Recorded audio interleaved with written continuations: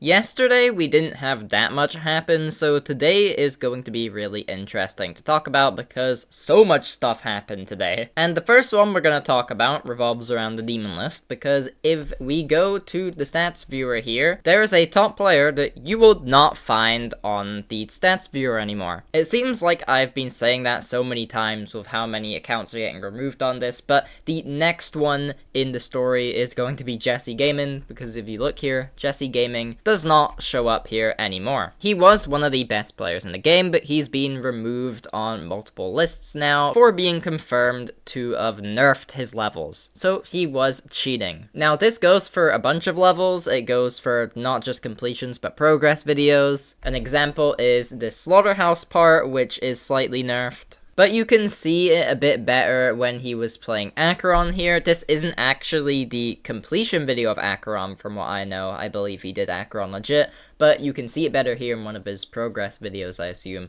That the actual level compared to what it is now, it is clearly nerfed. There's some other parts like an old Wazareta footage, and obviously the Slaughterhouse completion video, and Shuketsu is also nerfed. And these are really obvious nerfs. It's not like these were going to be really hard to find. These look pretty obvious once you actually see them. And also, he admits to stuff like nerfing Wazareta in a message here. Editing being here, I thought I should also point out that the next part of this video, I kind of go over the situation with the assumption that Jesse Gaming knew about these nerfs and still decided to beat the level with them, and that's because while he does say in this post that he didn't do it on purpose, he didn't know that these nerfs were in the copy, there's no way for us to actually prove that, right? That's just his word. We can't really prove that, and considering he has hacked before, it means it's more certain to assume that he knew about these things. But then also, I completely understand if you believe that he didn't, because obviously the post seemed very sincere. I'm sure he doesn't really mean any harm now, because again, he was the one that actually decided to get removed off of Point to Crate permanently. And then also, like, he has other legit stuff, like again, his tidal wave thing, I believe, is legit. I don't know if I've said that already, or I'm gonna say it later on in the video, but it does mean that, you know, he can beat these things himself, so there is a good side to say that he didn't know about these. It's kind of up to you what to make of it, but in this video, I will just assume that he knew about these things. But what I don't get about this situation, what I find really weird, is from what we can tell, his hardest achievement, which is Tidal Wave, is 100% legit. I haven't seen anyone say that that one is nerfed, and people have said it's confirmed to be legit. My problem is, like, this guy has the skill. It's not like a Space UK situation when, yes, he was a good player, but he was nowhere near the skill to beat the levels that he hacked. This guy can actually beat these levels. He just decides to randomly nerf some stuff. It just doesn't really make sense. Like, you could beat these levels. It looks very lazy to just, you know, cheat these, and kind of annoying when you can beat them. There's also this message where apparently people are calling him a PDF file, but I wouldn't believe that, because one, GD Netherlands says that he didn't, and also, that happens every time. Every time someone gets exposed, we immediately bring up these situations and accuse people of these things when usually there's actually no evidence towards it. Why does that always follow? I haven't really looked too into it, so maybe I'm wrong there, but from what I've seen, he's not. Stop saying that. But yeah, these were all done on copies. These were not on the actual level. He had his own personal copies, and then they were nerfed, which also kind of brings into question why people are allowed to play on their own copies and don't have to beat it on the official levels for the demon list, because we could just have the demon list give out specific LDM copies for people to play on, so we know it's the actual level, so that people aren't just nerfing their own personal things. But then also, other mods exist that allow you to, you know, modify levels that are already rated for yourself, right? So it kind of won't really change anything. I don't think we can avoid this, but I feel like this should have been picked up upon a bit earlier, right? It's kind of weird it's all coming out now, and we've known Jesse Gaming has done this before. Some of these stuff are past prior nerfs that got exposed. And it's clear that he hasn't changed, he still does it, I don't know why. But yeah, that's what I've seen so far. Maybe I'm missing a few things that you can probably look for yourself, but this is the main story. And all of this is confirmed to be true, right? These are actual nerfs that happened and he got removed from multiple lists. But moving on to some actual motivating things that happened recently. First off, Zoink obviously got 61% on Artemis 13. You probably already know this, everyone knows stuff revolving around Zoink, and as you know, this level could be top 1, it's still estimated to be top 1 to 3. He has done slight changes to the level, which makes me think it probably won't end up top 1, but honestly, I can definitely see this becoming top 1, because he downplays a ton of stuff, so who's to say he isn't downplaying this? But from what I can tell, a lot of the times he's downplayed levels, it's always been the ones that are on the easier end. By easier end, I mean like top 10 with like the bloop and stuff like defeated circles, which are still really, really hard, but they're not anywhere near Artemis 13. Because when he beat Thinking Space 2, he was like, yeah, it's top 1, but then at the time, people were actually debating whether it was top 1 or not, and to this day, some people still think that levels like Amethyst are actually harder than Thinking Space 2, and even levels like Flame Wall, so who knows, this could be top 1. I have nowhere near the skill to actually judge if that's the case, so we're just gonna have to wait and see when he verifies it and it gets rated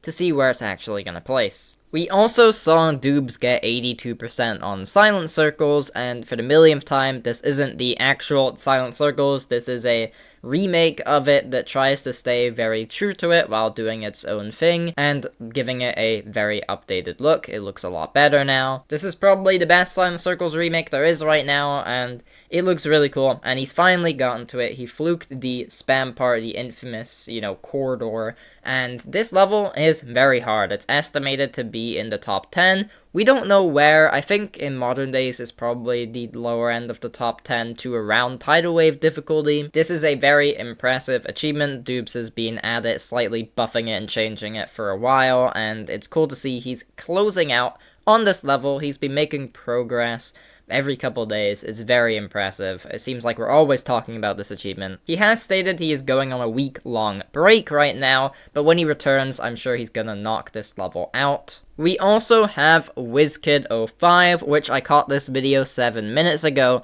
where he actually beat Double Dynamo. In fact, he verified it, and it's a 2-player level. Quite an expected verification here, considering that WizKid can beat pretty much any kind of level. He's goated at platformer, he can do 2-player, he can do high CPS stuff, he can spam, he can play normal levels, he can play gimmicky levels, he can do pretty much anything. And yeah, it's a pretty decent level. I think it's a bit boring on the colors, but for the most part, it looks like fun gameplay for a 2-player level. It keeps the icons quite separate in most of the parts. They never kind of interlap.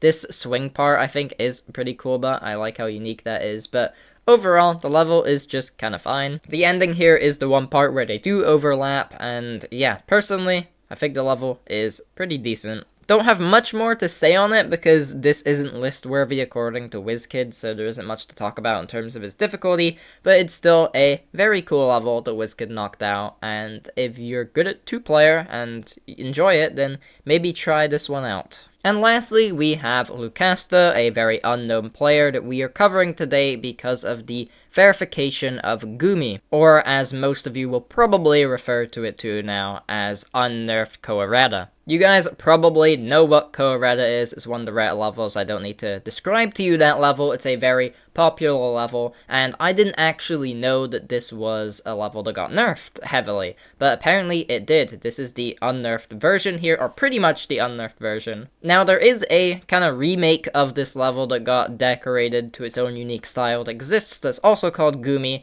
However, that level isn't the unnerfed one. It got rebalanced and changed to make it actually play a lot better, and it is nowhere near as difficult as this level. This is a huge step up. We can see people put this at around the 100 range on the list, which puts it around the Golden and Tartarus difficulty, which is well into the extended list. It's definitely not, at the bottom. This is still list-worthy and very impressive. And we have some pretty devastating fails here with 95 twice and then, 86%. These are pretty far in, and these are just the new bests, so That is kind of crazy to see. This is after 163,000 attempts, which is incredible motivation. I don't know how people actually put in this much attempts into a level. I've only beaten one level where I've put higher attempts into this, because it's just crazy. It's crazy to dedicate that much of your life to a level like this for 160,000 times. This was also verified without CBF, which is,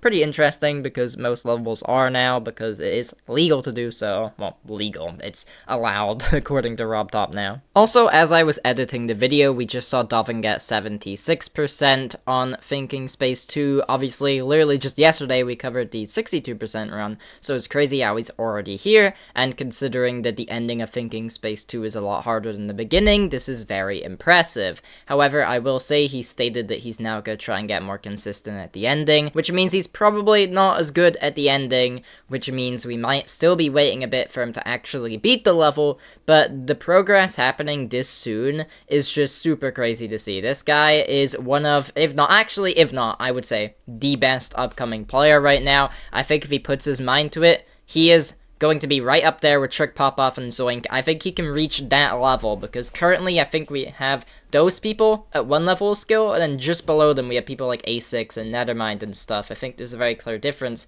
I think that Dovin can reach that top echelon of difficulty. And that is the end of today's video. Now, I will quickly say, I did miss something yesterday, because if you look here, a level got placed at the 118th spot called I Don't Know What This Is, and it's kind of like in the way that it's a modern looking level with a very short length, but I feel like it does a lot more interesting concepts if you want to go take a look at that level. It's got no records right now because of how early it is, placed on the list right now. But I didn't cover it because it happened while I was posting the video, so I couldn't really cover it. The video was already done.